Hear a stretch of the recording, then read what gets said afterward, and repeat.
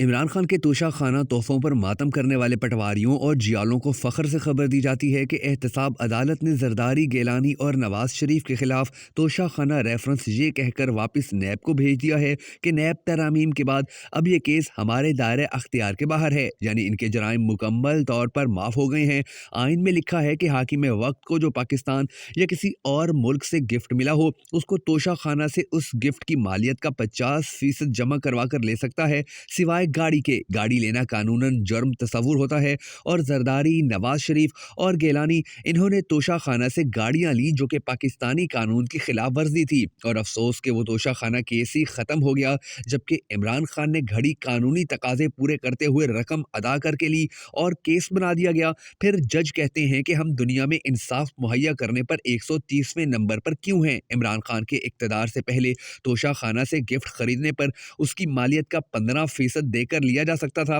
عمران خان نے اس کو 50% کر دیا ہے۔ اب دوسری طرف یہ بھی سن لیجئے کہ ان کرپٹ سیاستدانوں نے پاکستان کا 8 مہینے کے اندر کتنا برا حشر کر دیا ہے، مگر اس سے پہلے دعا کہ اللہ تعالیٰ عمران خان کو ان چوروں کے خلاف ہر محاذ پر کامیابی عطا فرمائے۔ اگر آپ بھی عمران خان کے لیے ہونے والی اس دعا کا حصہ بننا چاہیں تو کمنٹ سیکشن میں آمین ضرور لکھ دیجیے گا۔ میں ہوں شکیل حیدر اور آپ دیکھ رہے ہیں آپ کا پسندیدہ چینل بگا فیکٹس۔ ناظرین گرامی، ایک طرف پاکستان کو شدید مالی مشکلات کا سامنا ہے تو دوسری طرف عوام کے لیے مہنگائی اتنی کہ ان کے لیے جینا مشکل ہو چکا۔ سیاستدانوں کو دیکھیں تو حالات کو سدھارنے کے بجائے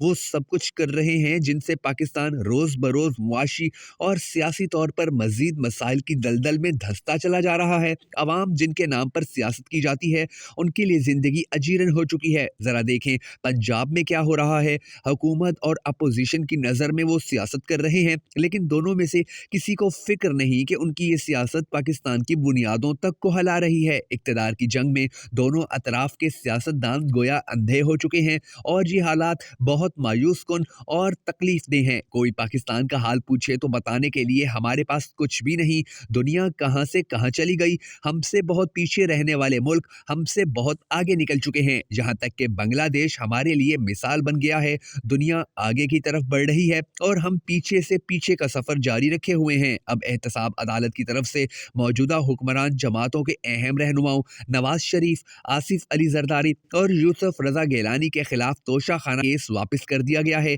یعنی بند کر دیا گیا ہے۔ بلکہ آج ہی آصف علی زرداری کے خلاف مشکوک ٹرانزیکشنز کا اربوں روپے کا کیس بھی احتساب عدالت نے واپس کر دیا۔ گزشتہ 7-8 مہینوں کے دوران وزیر اعظم میاں شہباز شریف، حمزہ شہباز، احسن اقبال، مریم نواز اور نہ جانے کتنے حکمرانوں کے کرپشن کیس یا تو ختم کر دیے گئے یا ان کو بری کر دیا گیا۔ اس کے برعکس آج کل عمران خان جو اب اپوزیشن میں ہیں ان کے خلاف توشہ خانہ کیس بنانے کے لیے تحقیقات اپنے عروج پر پہنچائی گئیں، ان کے خلاف کچھ دوسرے کیس بھی بنائے گئے۔ احتساب کا یہ تماشا گزشتہ 2-3 دہائیوں سے بڑے زوروں سے چلایا جا رہا ہے، یعنی حکمرانوں کے خلاف کرپشن کیسوں کو ختم کیا جاتا ہے اور اپوزیشن رہنماؤں کے خلاف بدعنوانی کے کیس بنا دیے جاتے ہیں۔ جب اپوزیشن حکومت میں آتی ہے تو ان کے کیس ختم ہونے لگتے ہیں اور جب حکومت اپوزیشن میں چلی جاتی ہے تو ان کے خلاف کرپشن کیس بننا شروع ہو جاتے ہیں۔ اس میں کوئی شک نہیں کہ یا تو یہ کیس جھوٹے اور غلط طریقہ کار سے بنائے جاتے ہیں یا کرپشن کے ٹھوس کیسوں کو غلط طریقہ سے ختم کروایا جاتا ہے۔ کوئی مہینوں، کوئی برسوں جیل میں بھی رہتا ہے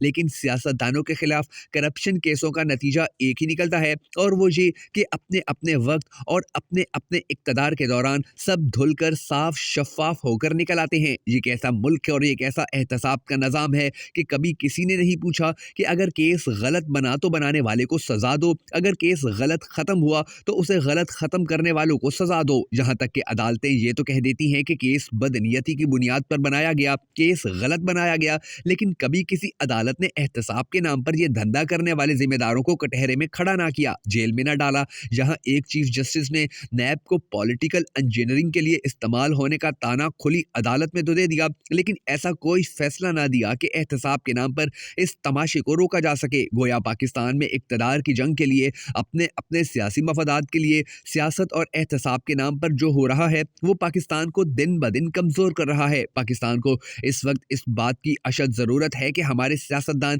ملک کی خاطر پاکستان کو دیوالیہ ہونے سے بچانے کے لیے، عوام کی معاشی مشکلات کو کم کرنے کے لیے ایک متفقہ میثاق معیشت وضع کریں اور اس کے ساتھ ساتھ ساتھ ہمارے خراب طرز حکمرانی کو ٹھیک کرنے کے لیے بہتر گورننس کے ماڈل کے بنیادی اصولوں پر اتفاق رائے پیدا کریں۔ پہلے اگر عمران خان ضد پر اڑے رہے کہ مخالفوں سے بات نہیں کرنی، تو اب پی ڈی ایم والے ضد پر اڑ گئے ہیں کہ عمران خان سے بات نہیں کرنی۔ ان غیر جمہوری رویوں کا نقصان پاکستان اور پاکستان کے عوام کو ہو رہا ہے، جس کا کسی کو بھی احساس نہیں ہے۔ اگر ہمارے سیاستدانوں کو یہ احساس ہو کہ پاکستانی عوام آج کل کتنی مشکل سے زندگی گزار رہی ہے، آج پاکستان کو 8 لاکھ نوجوان جن کے پاس تعلیم اور ہنر تھا وہ چھوڑ کر جا چکے ہیں، آج پورے پاکستان کی بڑی بڑی صنعتیں بند ہو رہی ہیں، آج کاریں بنانے والی فیکٹریاں یہاں سے دوسرے ممالک میں شفٹ ہو رہی ہیں، 50,000 سے زیادہ بڑے بڑے انویسٹر پاکستان کو چھوڑ کر دوسرے ممالک کے اندر پیسہ لگانے کو ترجیح دے رہے ہیں،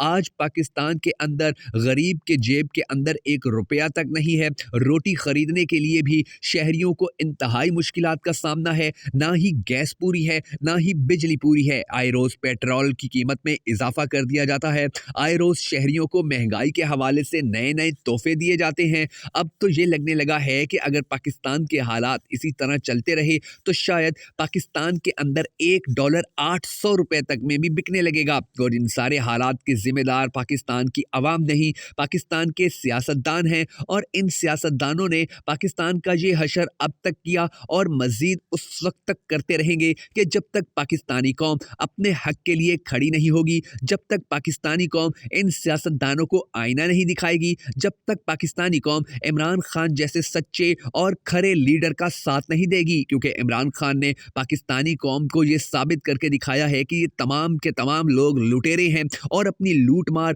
اپنی کرپشن، اپنی 2 نمبری اور اپنی سیاست سمیت حکومت کو بچانے کے لیے یہ مل بھی جاتے ہیں، ایک صفحے پر بھی ہو جاتے ہیں، عدالتوں کو بھی خریدنے کی کوشش کرتے ہیں، نیب کو بھی ختم کرنے کی کوشش کرتے ہیں، FIA سے اپنے کیسز ہٹوانے کی کوشش کرتے ہیں، اور ہماری فوج اور ہمارے خفیہ اداروں سے مدد مانگتے ہیں کہ ہماری جان عمران خان سے چھڑوا لو۔ عمران خان نے قوم کے ساتھ جتنے وعدے کیے وہ سارے وعدے سچ کیے ہیں، اب ہمیں بھی عمران خان سے ایک وعدہ کرنا ہے کہ ہم اپنی آخری سانس تک عمران خان کے ساتھ کندھے سے کندھا ملا کر کھڑے رہیں گے، اور اپنی آنے والی نسلوں کو بھی یہ نصیحت اور وصیت کریں گے کہ وہ عمران خان کا ساتھ دیں۔ اگر آپ بھی ایسا کریں گے تو اس ویڈیو کو زیادہ سے زیادہ شیئر کر کے یہ پیغام ہر پاکستانی تک ضرور پہنچائیے گا۔